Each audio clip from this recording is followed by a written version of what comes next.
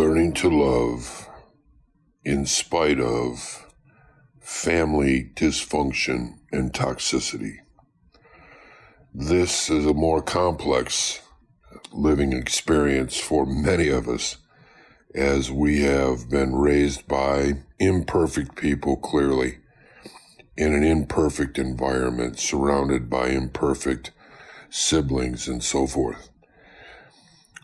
Learning to love in this environment is more difficult. We take longer to develop as children because the gray that is acquired during the dysfunction, frequent outbursts of rage or anger, frequent yelling or condescension, delay our maturity.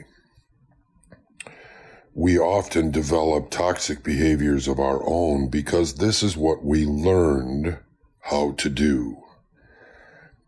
As a result of this toxic behavior that we learned, it becomes more difficult for us as children even to acquire friendships, to interact with others, to be a child. And so as a result of this, those of us that have grown up in these types of environments, we are delayed across the board in maturity and wellness. Difficulties from toxic, dysfunctional upbringings include learning about ourselves. This is delayed because we are receiving a great deal of stimulus that is both positive and negative, and the negative when we're children is the most dominant thing that we remember. The positive things that we experience in our lives as children are set aside because of the dominance and the fear associated with the negativity.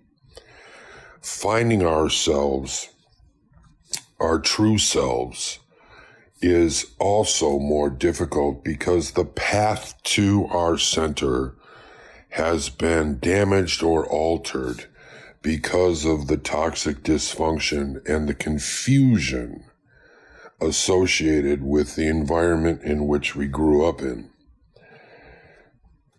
We need to find a way to embrace the assets that we have as adults. This is acquired through introspection and fact.